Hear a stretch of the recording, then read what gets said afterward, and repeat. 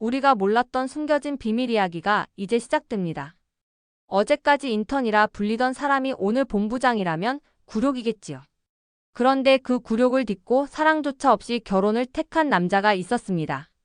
그는 왜 그런 선택을 했을까요? 이지혁은 원래 결혼을 부정하던 사람이었는데요. 주변에서 아무리 결혼 얘기를 꺼내도 난 그런 거 안 한다라며 잘라내던 남자였습니다. 대학 시절 후배였던 지은호가 용기를 내 고백했을 때도 그는 단호했었죠. 은호야, 미안하다. 나는 결혼도 연애도 내 인생에 없어. 그랬던 그가 어느 날 갑자기 나 정보화와 결혼하려 한다라고 선언했을 때 가장 먼저 무너진 건 가족들이었습니다. 아버지 이상철은 즉각 반대했는데요. 사람은 마음을 속이면 오래 못 간다. 네가 아무리 잘나도 사랑 없는 결혼은 결국 너를 무너뜨릴 거다. 그 말은 집안의 공기를 단숨에 얼려버렸습니다. 어머니 김다정은 아들의 편을 들려 했지만 눈빛은 흔들리고 있었는데요. 그래도 아들이 생각이 있어서 그러는 거잖아요. 하지만 속으로는 불안이 가득 차 있었던 겁니다. 할머니 조옥래는 현실적인 말로 대화를 끊었어요. 사랑이 밥 먹여주냐. 살다 보면 의지할 때가 더 중요하다. 하지만 손주의 얼굴을 오래 바라보던 눈길에는 걱정이 묻어나고 있었습니다. 여동생 이수빈은 오빠의 결혼 소식을 듣자 계산부터 했습니다. 오빠가 정보아랑 결혼하면 우리 집안도 바로 다른 레벨로 올라가는 거네. 차갑지만 현실적인 반응이었죠. 남동생 이지환은 아무 말도 못한 채 고개만 떨구고 있었는데요. 존경하던 형이 내린 선택이라 더 이해하기 어려웠던 겁니다. 가족의 반대와 갈등 속에서도 이지혁은 흔들리지 않았습니다. 이미 굳은 결심이 있었으니까요. 이지혁이 다니던 직장 KF 컴퍼니를 떠난 이유는 아주 분명했는데요. 대리로서 후배들을 가르치던 시절 자신이 직접 지도하던 인턴이 하루아침에 본부장이 되어버린 겁니다. 실력 때문은 아니었어요. 그 인턴의 아버지가 회사의 부사장이었거든요. 한때 보고서를 고쳐주던 손길이 아직도 기억에 남아 있었는데요. 이제는 그 손이 결제 도장을 찍는 위치에 올라가 있었습니다. 그 순간 이지혁은 세상이 무너지는 소리를 들은 것 같았죠. 억울하고 황당한 현실 앞에서 그는 결국 사표를 던질 수밖에 없었습니다. 그런데 뜻밖의 길이 열렸습니다. 정보화의 아버지 정호영 회장이 이끄는 하늘건설이 그를 불러 세운 건데요. 정호영은 임원들 앞에서 이렇게 말했습니다. 앞으로 우리 회사 큰 프로젝트는 예비사위 이지혁이 맡는다. 결혼하면 바로 부사장으로 앉히겠다. 단숨에 세상의 시선이 바뀌었는데요. 어제까지만 해도 무직이던 남자가 이제는 대기업 후계자의 이름으로 불리게 된 겁니다. 그리고 운명처럼 다시 마주친 얼굴이 있었습니다. 알고 보니 KF 컴퍼니는 하늘건설의 하청업체였고 정호영 회장이 지역에게 참석하라고 한 회의 장소에는 바로 그 인턴 출신 본부장이 앉아 있었던 겁니다. 이지혁은 얇은 미소를 지으며 말했습니다. 본부장님 오랜만입니다. 그때는 늘 굳이? 라고 하셨죠. 이제는 반드시가 되어야 할 것 같습니다. 그 순간 본부장의 얼굴은 하얗게 질려버렸습니다. 회의실은 숨소리조차 무겁게 내려앉았고요. 회의가 끝난 뒤 본부장은 조용히 따라와 낮은 목소리로 말했는데요.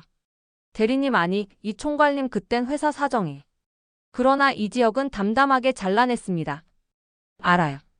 다만 이제부터는 사정이 아니라 규칙으로 가시죠.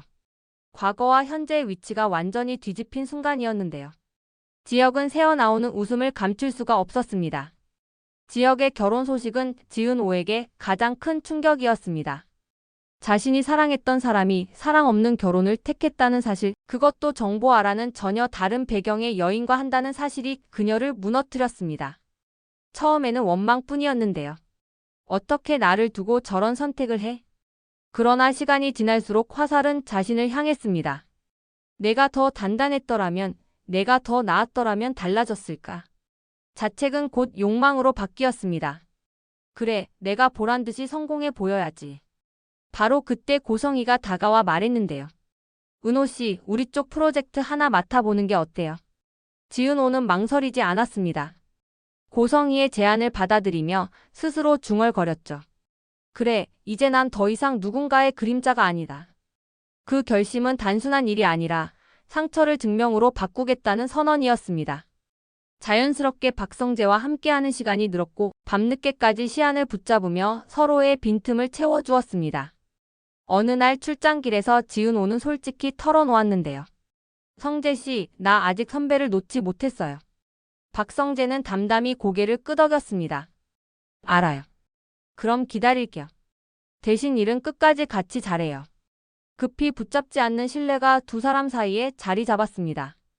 한편 가족의 갈등은 계속 이어졌습니다. 아버지 이상철은 사람은 마음을 속이면 오래 못 간다고 되풀이했고 어머니 김다정은 행복했으면 좋겠다는 말로 불안을 숨겼습니다. 할머니 조옥래는 사랑이 밥 먹여주냐라고 했지만 눈길은 여전히 걱정스러웠습니다.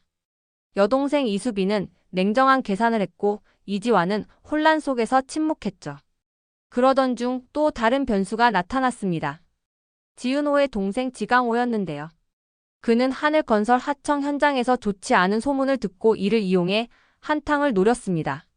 그러나 일이 꼬이며 오히려 더 큰 위기에 빠져버렸습니다. 지강호가 건드린 그 일은 단순한 사고가 아니었는데요. 훗날 이 지역의 결혼마저 흔드는 도화선이 될 줄은 아무도 몰랐습니다. 이런 와중에 결혼식은 결국 치러졌습니다. 사람들은 사랑 없는 결혼이라고 수군댔지만 그 말이 모든 것을 설명하지는 못했습니다. 박성재는 축사에서 이렇게 말했는데요. 우리는 서로를 끝까지 이해하지 못할 수도 있다. 그래도 존중은 남겨둬야 한다. 지은호는 눈물 한 방울을 닦고 미소를 지으며 말했습니다. 축하해요, 선배. 오래 붙잡아온 문을 스스로 닫는 순간이었습니다. 결혼 이후 이지혁은 부사장 내정자로 불리며 권력의 중심에 서게 되었습니다. 과거의 치욕을 정면으로 뒤집고 새로운 질서를 세워나갔는데요. 그러나 모든 것이 안정되는 듯 보일 때 익명의 메일이 날아왔습니다. KF컴퍼니와 하늘건설 하청 현장의 안전지표 조작 정황. 누가 보냈는지는 알 수 없었는데요. 하지만 모두가 알았습니다. 이제 또 다른 폭풍이 몰려오고 있다는 걸요. 사랑 없는 결혼, 가족의 갈등, 친구와 연인의 뒤엉킨 감정, 그리고 폭풍 전야의 비밀. 이 지역이 택한 길은 겉으로는 안정처럼 보였지만 그 끝에는 더 큰 불안이 기다리고 있었습니다. 화려한 날들의 막은 올랐지만 그 빛은 오래가지 않을 것이었습니다. 끝까지 시청해주셔서 정말 감사합니다. 지금 시청하신 채널은 상상드라마 TV였습니다.